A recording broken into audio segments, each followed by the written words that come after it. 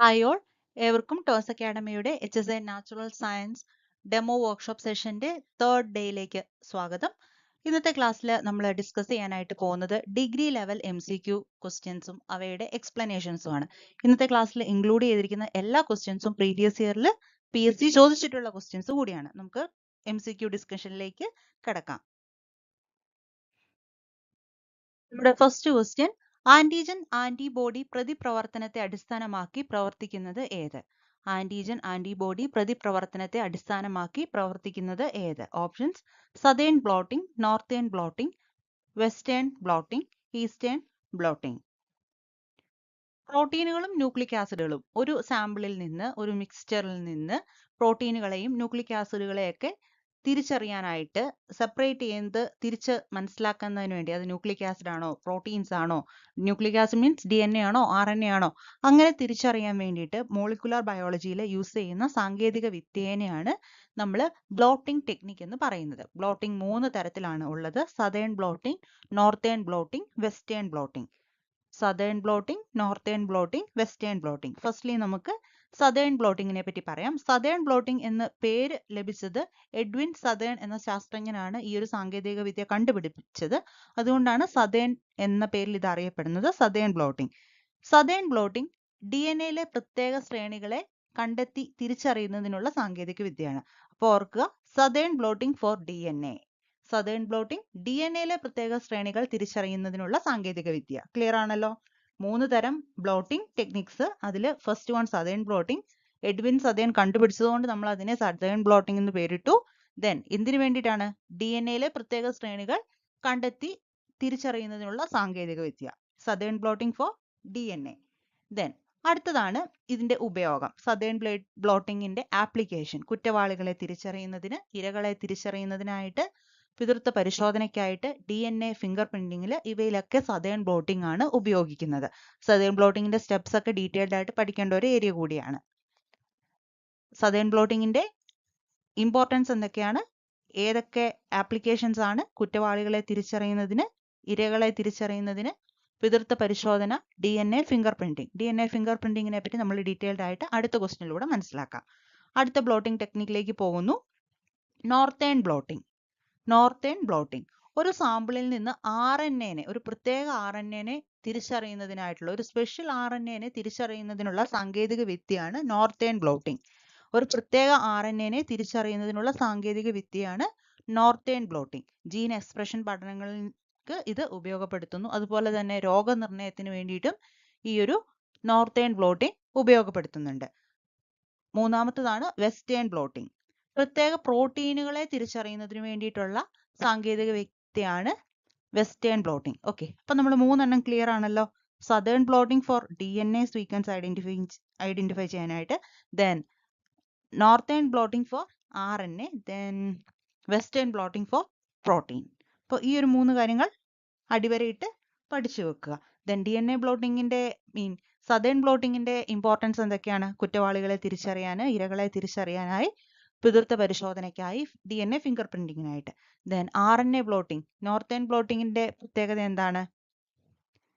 രോഗനിർണയവും അതുപോലെ തന്നെ gene expression പഠനങ്ങളിൽ ഉപയോഗപ്പെടുത്താനുമായിട്ട്.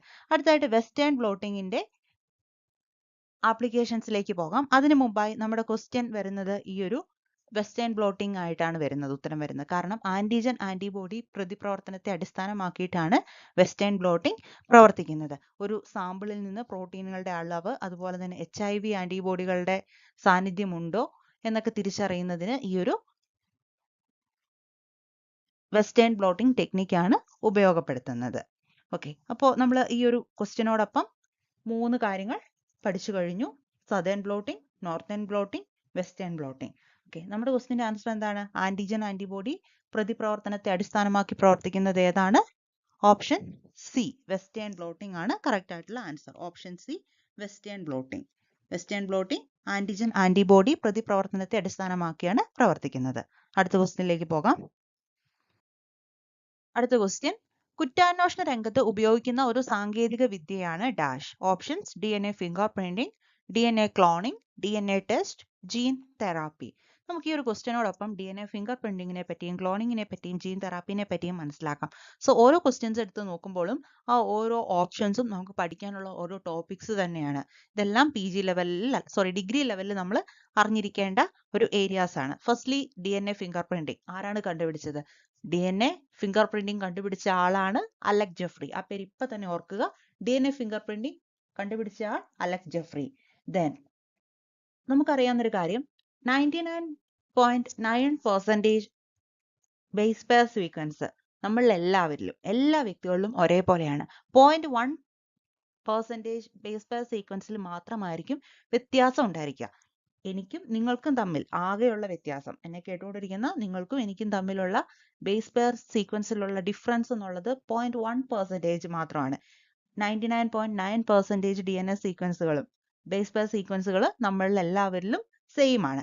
ഈ ഒരു 0.1%ലെ വ്യത്യസ്തതയെ അടിസ്ഥാനമാക്കിയിട്ടാണ് DNA ഫിംഗർ പ്രിന്റിംഗ് പ്രവർത്തിക്കുന്നത്. ഈ ഒരു 0.1% വ്യത്യസ്തതയെയാണ് DNA ഫിംഗർ പ്രിന്റിങ്ങിനായിട്ട് ഉപയോഗപ്പെടുത്തുന്നത്.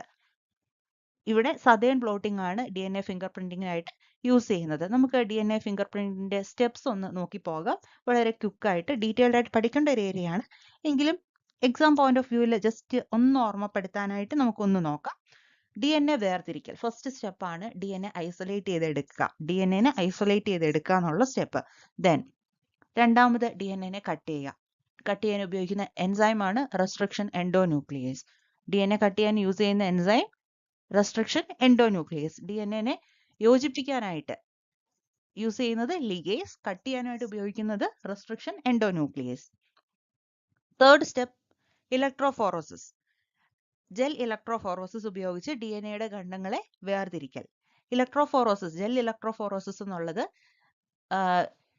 ഡെൻസിറ്റി ഗ്രേഡിയന്റിന്റെ ബേസിൽ, അതായത് തന്മാത്രാ ഭാരത്തെ അടിസ്ഥാനമാക്കി വേർതിരിക്കുന്ന DNA, RNA, പ്രോട്ടീൻസിനെയൊക്കെ വേർതിരിക്കുന്ന ഒരു പ്രോസസ്സാണ് ജെൽ ഇലക്ട്രോഫോറോസിസ്. ജെൽ ഇലക്ട്രോഫോറോസിസ് എന്നത് DNA, RNA, പ്രോട്ടീനുകൾ ഇവയുടെ തന്മാത്രാ ഭാരത്തെ അടിസ്ഥാനമാക്കി വേർതിരിക്കുന്ന ഒരു പ്രക്രിയയാണ്. സോ മൂന്നാമത്തെ സ്റ്റെപ്പാണ് ജെൽ ഇലക്ട്രോഫോറോസിസ് ഉപയോഗിച്ച് DNAയുടെ ഖണ്ഡങ്ങളെ വേർതിരിക്കുന്നത്. നാലാമത്തതാണ് സദേൺ ബ്ലോട്ടിംഗ്. വേർതിരിച്ച DNA ഖണ്ഡങ്ങളെ ഒരു കൃത്രിമമായ സ്തരത്തിലൂടെ അഥവാ നൈട്രോസെല്ലുലോസ് അല്ലെങ്കിൽ നൈലോൺ സ്തരം ഉപയോഗിച്ച് ഒപ്പിയെടുക്കുന്നു. ആ പ്രോസസ്സാണ് സദേൺ ബ്ലോട്ടിംഗ്. ദെൻ അതിനുശേഷം റേഡിയോ ആക്റ്റീവ് ആയിട്ടുള്ള VNTR വേരിയബിൾ നമ്പർ ടാൻഡം റിപ്പീറ്റുകളെ പ്രോബുകളായിട്ട് ഉപയോഗിച്ച് സങ്കരണം ചെയ്യുന്നു. ലാസ്റ്റ് സ്റ്റെപ്പ് ഓട്ടോ റേഡിയോഗ്രഫി എന്ന സാങ്കേതിക വിദ്യ ഉപയോഗിച്ച് സങ്കര DNAകളുടെ തിരിച്ചറിയൽ. ഇവയാണ് DNA ഫിംഗർ പ്രിന്റിങ്ങിന്റെ പ്രധാനപ്പെട്ട സ്റ്റെപ്സ്. സോ അടുത്ത് നമുക്ക് DNA ക്ലോണിങ്ങിനെ പറ്റി മനസ്സിലാക്കാം. DNA ക്ലോണിംഗ് ആ പേര് സൂചിപ്പിക്കുന്നത് പോലെ തന്നെ DNAയുടെ ക്ലോൺസ്, DNA സീക്വൻസിന്റെ ക്ലോൺ, സമാന പകർപ്പുകൾ നിർമ്മിക്കുന്ന പ്രക്രിയയാണ് DNA cloning. Recombinant DNA technology എന്ന് ഇത് അറിയപ്പെടുന്നു. അതോടൊപ്പം തന്നെ ഇതിന്റെ ഒരു ആപ്ലിക്കേഷൻ ഹ്യൂമൻ ഇൻസുലിൻ മറ്റ് ബാക്ടീരിയകളെയൊക്കെ ഉപയോഗിച്ച് ഫോം ചെയ്യാൻ വേണ്ടിയിട്ട് ഈ ഒരു DNA ക്ലോണിംഗ് പ്രോസസ് ആണ് യൂസ് ചെയ്യുന്നത്. ഇൻസുലിൻ ഉൽപാദനത്തിൽ ഉപയോഗിക്കുന്നു. DNA ക്ലോണിംഗ് ഇൻസുലിൻ ഉൽപാദനത്തിൽ ഉപയോഗപ്പെടുത്തുന്നുണ്ട്. അടുത്തതാണ് ജീൻ തെറാപ്പി. ജനിതക വൈകല്യങ്ങൾ ചികിത്സിക്കുന്നതിനായി വികലമായ ജീനുകളെ ആരോഗ്യമുള്ള ജീനുകൾ ഉപയോഗിച്ച് മാറ്റി സ്ഥാപിക്കുന്നതാണ് ജീൻ തെറാപ്പി. ക്ലിയർ ആയല്ലോ? ജനിതക വൈകല്യമുള്ള ജീനുകളെ, ഡിഫക്ട്സ് ഉള്ള ജീൻസിനെ മാറ്റി ഹെൽത്തി ജീൻസ് ഇൻസേർട്ട് ചെയ്യുന്ന പ്രോസസ്സാണ് therapy. Haemophilia, sickle cell anaemia, blood cancer തുടങ്ങിയ പാരമ്പര്യ രോഗങ്ങൾ ഉൾപ്പെടെയുള്ള വിവിധ അവസ്ഥകൾക്ക് ജീൻ തെറാപ്പി ചികിത്സിക്കാനായിട്ട് കഴിയും. ഫസ്റ്റ് ജീൻ തെറാപ്പി ചികിത്സ നടന്നത് 1990-ലാണ്. അഡിനോസിൻ ഡിമിനോസ് ഡെഫിഷ്യൻസി ഡിസീസ് ഉള്ള ഒരു കുട്ടിക്കാണ് ആദ്യത്തെ ജീൻ തെറാപ്പി. ഡിമിനോസ് ഡെഫിഷ്യൻസി ഡിസീസ് എന്നുള്ളത് നമ്മുടെ ഇമ്മ്യൂൺ സിസ്റ്റത്തെ ബാധിക്കുന്ന ഒരു രോഗമാണ്. ലൈഫ് ത്രെട്ടനിങ് ആയിട്ടുള്ള ഒരു രോഗമാണ്. അതുപോലെ തന്നെ ഈ ഒരു അഡിനോസിൻ ഡിമിനോസ് ഡെഫിഷ്യൻസി ഡിസീസ് ഉണ്ടാവുന്നതിന്റെ പ്രധാനപ്പെട്ട കാരണം ADA ജീൻസിനുണ്ടാവുന്ന മ്യൂട്ടേഷൻസ് ആണ്. ഈ ഒരു ADA ജീൻസിന്റെ ഫങ്ഷൻസ് എന്നുള്ളത് നമ്മുടെ ലിംഫോസൈറ്റ്സിനെ പ്രൊട്ടക്ട് ചെയ്യുക എന്നുള്ളതാണ് അതിന്റെ ഒരു ഫങ്ഷൻ വരുന്നത്. സോ ആ ഒരു ജീനിൽ ഉണ്ടാകുന്ന ഡിഫക്റ്റ് ആണ് ഈ ഒരു കണ്ടീഷനിലേക്ക് ലീഡ് ചെയ്യുന്നത്. സോ ആ ഒരു കണ്ടീഷൻ ജീൻ തെറാപ്പി വഴി പരിഹരിക്കാനായിട്ട് സാധിച്ചിട്ടുണ്ട്. 1990ലാണ് ആ ഒരു തെറാപ്പി ഫസ്റ്റ്ലി നടന്നത്. അഡിനോസിൻ ഡെഫിഷ്യൻസി ഡിസീസ് പരിഹരിക്കുന്നതിനായി 4 വയസ്സുള്ള പെൺകുട്ടിക്ക് ആദ്യ ജീൻ തെറാപ്പി നൽകി. അപ്പോൾ നമ്മളുടെ ക്വസ്റ്റ്യൻ എന്തായിരുന്നു? കുറ്റാന്വേഷണ രംഗത്ത് ഉപയോഗപ്പെടുത്തുന്ന സാങ്കേതിക വിദ്യ. കുറ്റാന്വേഷണ രംഗത്ത് ഉപയോഗപ്പെടുത്തുന്ന സാങ്കേതിക വിദ്യ DNA finger printing by Alec Jeffrey ആണെന്ന് ഓർക്കുക. അടുത്ത ക്വസ്റ്റ്യനിലേക്ക് പോകാം. അടുത്ത question, dideoxy DNA sequencing വികസിപ്പിച്ചത് ആര്? ഡൈ ഡിയോക്സി DNA സീക്വൻസിംഗ് വികസിപ്പിച്ചത് ആര്? Options: Maxam Gilbert, Fred Sanger, Frederick Sanger ആണ് ഇവിടെ ഉദ്ദേശിക്കുന്നത്, അലക് ജെഫ്രി, കാരി മുള്ളസ്. സോ നമുക്ക് ഈ ഒരു ഓപ്ഷൻസും ഈ ഒരു വ്യക്തികളുടെ കണ്ടുപിടുത്തങ്ങളെയും പറ്റി നമുക്ക് ഡിസ്കസ് ചെയ്യാം. അതിനു മുന്നായിട്ട് ഡയോക്സി DNA സീക്വൻസിംഗ് എന്താണെന്ന് മനസ്സിലാക്കാം. ഒരു DNA ശൃംഖലയിലെ ന്യൂക്ലിയോടൈഡുകളുടെ ക്രമം നിർണ്ണയിക്കാൻ വേണ്ടി ഫ്ലൂറസെന്റ് ലേബൽ ചെയ്ത ഡൈഡിയോക്സി ന്യൂക്ലിയോടൈഡുകളെ ഉപയോഗിക്കുന്ന സാങ്കേതിക വിദ്യയാണ് DNA സീക്വൻസിംഗ് എന്നുള്ളത്. DNA സീക്വൻസിംഗ് കണ്ടുപിടിച്ചത് ഫെഡറിക് സാങ്കർ ആണ്. അതുകൊണ്ടാണ് ഈ ഒരു സാങ്കേതിക വിദ്യ സാങ്കർ സീക്വൻസിംഗ് എന്ന പേരിൽ കൂടി അറിയപ്പെടുന്നത്. ഓക്കെ, നമ്മുടെ ക്വസ്റ്റ്യനുള്ള ആൻസർ ആയിട്ടുണ്ട്. ഡൈഡിയോക്സി DNA സീക്വൻസിംഗ് വികസിപ്പിച്ചത് Federico Sanger. Frederick സാങ്കർ, option B ആണ് റൈറ്റ് ആയിട്ടുള്ള ആൻസർ. സോ നമുക്ക് അടുത്ത വ്യക്തികൾ, അവരുടെ കണ്ടുപിടുത്തങ്ങൾ എന്തൊക്കെയാണെന്ന് നോക്കാം. മാക്സാം ഗിൽബർട്ട്, 2 വ്യക്തികളാണ്. അലൻ മാക്സാമും വാൾട്ടർ ഗിൽബർട്ടും ചേർന്ന് വികസിപ്പിച്ചെടുത്ത DNA സീക്വൻസിംഗ് രീതിയാണ് Maxam Gilbert sequencing. Maxam Gilbert sequencing DNA sequencing രീതി അലൻ മാക്സാമും വാൾട്ടർ ഗിൽബർട്ടും ചേർന്നാണ് വികസിപ്പിച്ചെടുത്തത്. ദെൻ അടുത്തതാണ് കാരി മുള്ളസ്. കാരി മുള്ളസ് എന്ന് കാണുമ്പോൾ ഓർക്കുക polymerase chain reaction, PCR, polymerase chain reaction കണ്ടെത്തിയ വ്യക്തിയാണ് കാരി മുള്ളസ്. സോ നമ്മളുടെ ക്വസ്റ്റ്യന്റെ ആൻസർ നമുക്ക് മാർക്ക് ചെയ്യാം. ഡൈ ഡിയോക്സി DNA സീക്വൻസിംഗ് കണ്ടുപിടിച്ച വ്യക്തിയാണ് Frederick Sanger. Frederick Sanger, Frederick sequencing എന്നുകൂടി ഈ ഒരു സീക്വൻസിംഗ് രീതി അറിയപ്പെടുന്നു. അടുത്ത ക്വസ്റ്റ്യനിലേക്ക് പോകാം. നമ്മുടെ ലാസ്റ്റ് ക്വസ്റ്റ്യനിലേക്ക് പോകാം. ജീവികളുടെ ക്രോമോസോമുകളുടെ എണ്ണം സെറ്റായി വർദ്ധിക്കുന്ന തരം ഉൽപരിവർത്തനമാണ്.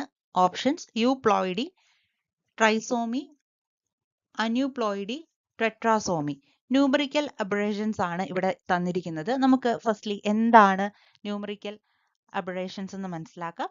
പ്രധാനമായും 2 ന്യൂമറിക്കൽ അബറേഷൻസ് ആണുള്ളത്, അന്യൂപ്ലോയിഡി ആൻഡ് യൂപ്ലോയിഡി. നമുക്ക് അതിനെപ്പറ്റി ഡീറ്റെയിൽഡ് ആയിട്ട് കാണാം. Firstly aneuploidy. അന്യൂപ്ലോയിഡി ഒരു ജീവിയുടെ ഒരു കോശത്തിലുള്ള ക്രോമോസോമുകളോട്, ഒരു ജീവിയുടെ ഒരു കോശത്തിലുള്ള ക്രോമോസോമുകളോട് 1 or 2 ക്രോമോസോമുകൾ കൂടിച്ചേരുകയോ കുറയുകയോ ചെയ്യുന്നതിനെയാണ് അന്യൂപ്ലോയിഡി എന്ന് പറയുന്നത്. ഫോർ എക്സാമ്പിൾ, നമുക്ക് 46 ക്രോമോസോംസ് ആണുള്ളത്. നമ്മുടെ ഒരു സെല്ലിൽ 46 ക്രോമോസോംസ് ഉണ്ട്. ഈ ഒരു 46 ക്രോമോസോമിന്റെ കൂടെ ഒരു ക്രോമോസോം ആഡ് ചെയ്യുകയോ അല്ലെങ്കിൽ ഈ ഒരു ക്രോമോസോമിൽ നിന്ന് ഒരെണ്ണം കുറയുകയോ ചെയ്യുന്ന അവസ്ഥയെ നമ്മൾ അന്യൂപ്ലോയിഡി എന്നാണ് വിളിക്കുന്നത്. പലതരത്തിലുള്ള അന്യൂപ്ലോയിഡീസ് ഉണ്ട്. പ്രധാനമായും 4 തരമാണുള്ളത്. അതിൽ ഫസ്റ്റ് വൺ ആണ് മോണോസോമി. മോണോ 1 ആണല്ലോ, മോണോസോമി. ഇതിനെ 2n-1 ഒരു ക്രോമോസോം കുറയുന്ന അവസ്ഥയാണ് മോണോസോമി. ഒരു ക്രോമോസോം കുറയുന്ന അവസ്ഥ. ഉദാഹരണത്തിന് 45 ക്രോമോസോം ഉള്ള അവസ്ഥ. 46 ഉള്ളതിൽ നിന്ന് ഒന്ന് പോകുമ്പോൾ 45. ഈ ഒരു 45 ക്രോമോസോം ഉള്ള അവസ്ഥയാണ് ടേണേഴ്സ് സിൻഡ്രോം. Turners syndrome. രണ്ടാമതായി നള്ളിസോമി. നള്ളിസോമി. ഇവിടെ 2 ക്രോമോസോംസ് ആണ് കുറയുന്നത്, 2n-2. ഈ അവസ്ഥയുള്ളവര് അതിജീവിക്കാറില്ല. Then trisomy. ട്രൈസോമി ഒരു ക്രോമോസോം അധികമായി വരുന്ന അവസ്ഥ, 2n+1. ട്രൈസോമി ഒരു ക്രോമോസോം അധികമായിട്ട് വരുന്ന അവസ്ഥയാണ് ട്രൈസോമി. ഇത്തരം മനുഷ്യരിൽ 47 ക്രോമോസോംസ് കാണുന്നു. അതിജീവന ശേഷി കുറവായിരിക്കും, ശാരീരിക വൈകല്യങ്ങൾ കണ്ടുവരുന്നു. ദെൻ ടെട്രാസോമി. ഈ അവസ്ഥയുള്ള മനുഷ്യരിൽ 48 ക്രോമോസോംസ് ആണ് കാണുന്നത്, 2n+2. 2n+2, 46+2, 48 ക്രോമോസോംസ് ആയിരിക്കും കാണുന്നത്, ടെട്രാസോമി. ഓക്കെ. ദെൻ അന്യൂപ്ലോയിഡി 4 ഓർക്കുക: മോണോസോമി, നള്ളിസോമി, ട്രൈസോമി, ടെട്രാസോമി. ജീവികളുടെ ക്രോമോസോമുകളുടെ എണ്ണം സെറ്റായി വർദ്ധിക്കുന്ന തരം ഉൽപരിവർത്തനമാണ്. ഇതിലൊന്നും ഇത്തരത്തിൽ ഒരെണ്ണമല്ല. സോ നമ്മളുടെ ആൻസർ ട്രൈസോമിയോ, അന്യൂപ്ലോയിഡിയോ, ടെട്രാസോമിയോ അല്ലെന്നുള്ളത് ക്ലിയർ ആയിട്ടുണ്ട്. ദെൻ നമ്മളുടെ ആൻസർ ആണ് യൂപ്ലോയിഡി. യൂപ്ലോയിഡി എന്താണെന്ന് മനസ്സിലാക്കാം. ഒരു ജീവിയിലെ ഹാപ്ലോയിഡ് സെറ്റിനെ സൂചിപ്പിക്കുന്ന പദമാണ് ജീനോം ലെവൽ. ഈ ഒരു ജീനോം ലെവലിലുള്ള മാറ്റത്തെയാണ് യൂപ്ലോയിഡി എന്ന് പറയുന്നത്. ജീനോം ലെവലിലുള്ള മാറ്റത്തെയാണ് യൂപ്ലോയിഡി എന്ന് പറയുന്നത്. ഹാപ്ലോയിഡി, ട്രിപ്ലോയിഡി, ടെട്രാപ്ലോയിഡി, പോളിപ്ലോയിഡി എന്നിങ്ങനെ പല തരത്തിലുള്ള യൂപ്ലോയിഡികൾ ഉണ്ട്. സോ കറക്റ്റ് ആൻസർ യൂപ്ലോയിഡി ആണ്. ഒരു ജീവിയുടെ ക്രോമോസോമുകളുടെ എണ്ണം സെറ്റായി വർദ്ധിക്കുന്ന തരം ചേഞ്ച് ആണ്, ഉൽപരിവർത്തനമാണ് യൂപ്ലോയിഡി. യൂപ്ലോയിഡി ഒരു സെറ്റ് ആണെങ്കിൽ ഹാപ്ലോയിഡി, ദെൻ 2 ആണ് ഡിപ്ലോയിഡി, 3 ട്രിപ്ലോയിഡി. സോ ഈ പോർഷൻ ക്ലിയർ ആയെന്ന് കരുതുന്നു. HSC നാച്ചുറൽ സയൻസിനായി പ്രിപ്പയർ ചെയ്യുമ്പോൾ തീർച്ചയായും സ്കൂൾ തൊട്ട് ഡിഗ്രി വരെയുള്ള ഏരിയാസ് നമ്മൾ പഠിച്ചു തന്നെ പോവുക. സിലബസ് ബേസ് ചെയ്ത് പഠിച്ചു തന്നെ പോവുക. ഇന്നത്തെ ക്ലാസ്സിനെ ബേസ് ചെയ്തിട്ടുള്ള ക്വസ്റ്റ്യൻസ് നാളെ നമ്മുടെ ഡെമോ എക്സാമിന്റെ കൂടെ ആഡ് ചെയ്യുന്നതായിരിക്കും. Thank you.